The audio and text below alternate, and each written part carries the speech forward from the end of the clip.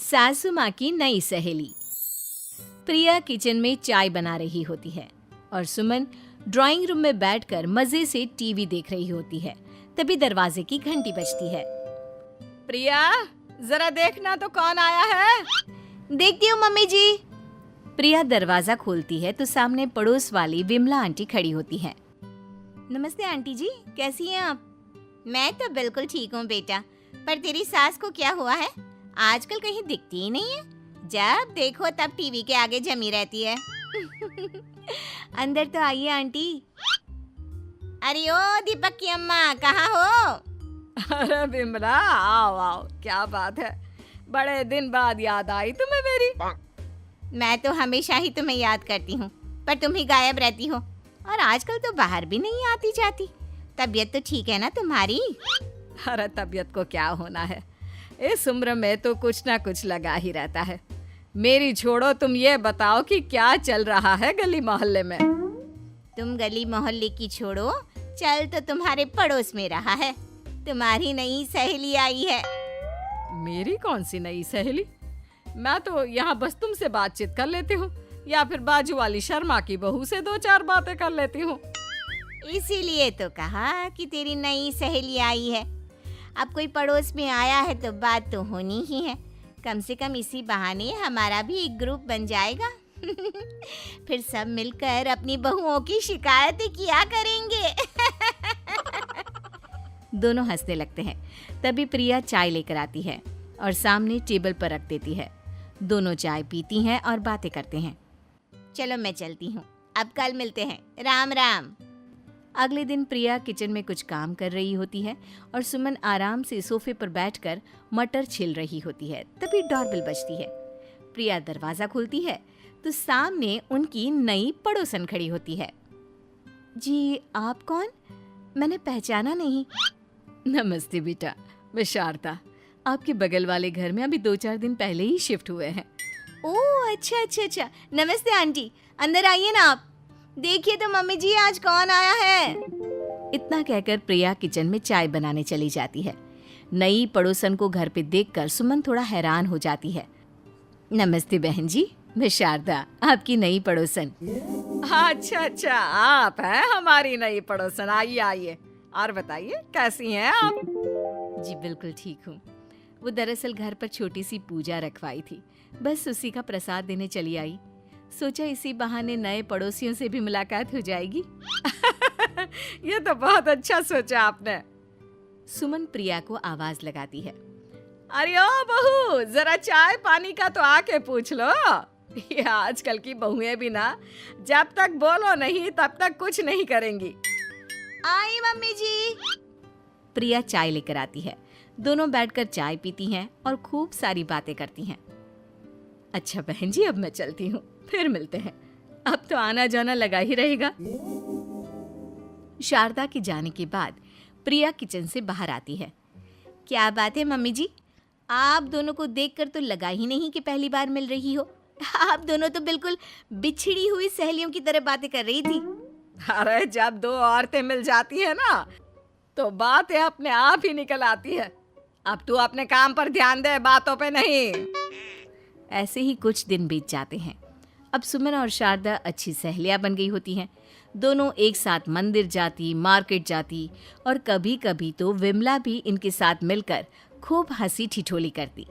एक शाम तीनों बैठकर सुमन के घर पर चाय पी रही होती हैं कि तभी बहुत तेज बारिश शुरू हो जाती है। सुमन जोर से प्रिया को आवाज लगाती है। प्रिया, ओ प्रिया, देख कितनी तेज बारिश हो रही है। जाके छत से सारे कपड़े ले आ, नहीं तो सब भीग जाएंगे। सुमन 2 बार आवाज लगाती है लेकिन प्रिया का कोई जवाब नहीं आता।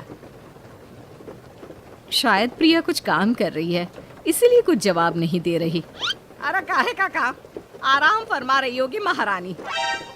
तभी प्रिया बीमार हालत में अपने कमरे से बाहर निकलती है। हाँ मम्मी जी, क्या हुआ? मेरी तबीयत थोड़ी ठीक नहीं है ना, इसलिए आग लग गई। अरे सारे कपड़े भीग गए और तुझे सोने से फुर्सत नहीं है।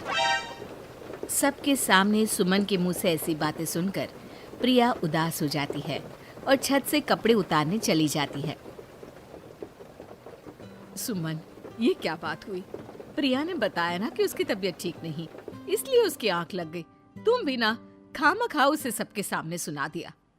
अरे आप नहीं जानती शारदा जी, कुछ बहुएं ना बहुत आलसी होती है, घर का एक काम नहीं करना चाहती। ऐसा नहीं है सुमन, तुम्हारी बहू तो बहुत प्यारी है, तुम्हारी सारी बात भी तो मानती है। हाँ सुमन, तुम प्रिया के बारे में ऐसा क्यों सोचती हो? मेरी भी दो बहुएं हैं, लेकिन मैं उन्हें अपनी बेटियों की तरह रखती हूँ। आखिर वो भी तो किसी की बेटियां ही है ना। और अगर तुम ऐसा ही व्यवहार करोगी तो एक दिन प्रिया भी तुम्हारे साथ ऐसा ही बर्ताव करेगी। शारदा और विमला की बातें सुनकर सुमन की तो बोलती बंद हो जाती है। वहीं प्रिया भी बाहर से सारी बातें सुन रही होती है। अरे मैं कोई उसकी दुश्मन थोड़ी ना हूँ, मैं भी उसकी माँ हूँ, लेकिन कभी कभी सास बनना पड़ता है, नहीं तो बहुएं हाथ से निकल जाती है।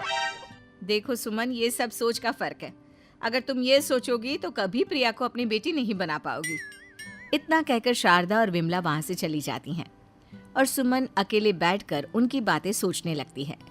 अगले दिन प्रिया और दीपक अपने कमरे में बैठकर बात कर रहे होते हैं और सुमन उनके कमरे के बाहर कुछ काम कर रही होती है और उन दोनों की बातें सुन लेती है। दीपक, तुम्हें पता है हमारे पड़ोस में जो शारदा आंटी है ना, बहुत अच्छी हैं। अच्छा, ऐसा क्या हो गया जो तुम्हें वो इतनी अच्छी लगने लग गई? कुछ खास नहीं, बस कल जब मम्मी जी मुझे सबके सामने सुना रही थी तो शारदा आंटी ने मेरा साथ दिया। मैं तो सच में हैरान ही रह गई थी जब उन्होंने मम्मी जी को मुझसे ऐसा बर्ताव करने के लिए मना किया। अच्छा, फिर क्या हुआ? होना क्या था, शारदा आंटी तो मम्मी जी को समझा ही रही थी कि बहू को भी बेटी की तरह ही रखना चाहिए, लेकिन मम्मी जी तो मम्मी जी है ना, उन्हें तो मुझ में हमेशा कमी ही दिखती है। काश मुझे भी शारदा आंटी जैसी सास मिली होती जो मुझे भी अपनी बेटी जैसी समझती। सुमन ये सब सुनकर बहुत उदास हो जाती है और वहां से चली जाती है। प्रिया की बातें सुमन के कानों में बार बार गूंज रही थी। उसे बहुत शर्मिंदगी महसूस हो रही थी कि उसने प्रिया के साथ बहुत गलत किया है। अगले दिन सुमन शारदा और विमला को बुलाती है। क्या बात है सुमन, आज तूने ऐसे अचानक क्यों बुलाया? सब ठीक तो है ना? हाँ, सब ठीक है, तुम दोनों बैठो तो सही। तब तक दीपक और उसके पापा भी आ जाते हैं। प्रिया, तुम भी आ जाओ। क्या हुआ मम्मी जी, आपने बुलाया?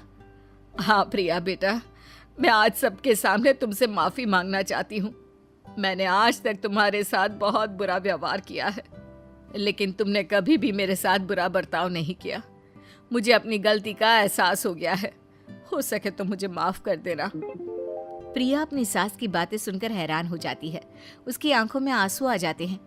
प्लीज मम्मी जी, आप मुझसे माफी मत मांगिए, मैं भी आपकी बेटी ही हूँ। वैसे एक थैंक यू तो मेरी नई सहेली को भी बनता है, जिसकी वजह से मुझे मेरी गलती का एहसास हुआ। शारदा बहन, आपका बहुत बहुत शुक्रिया जो आपने मेरी आंखें खोल दी। अरे क्या सुमन, तुम भी ना। तो फिर इसी बात पर चाय और पकोड़े हो जाए? हाँ, क्यों नहीं।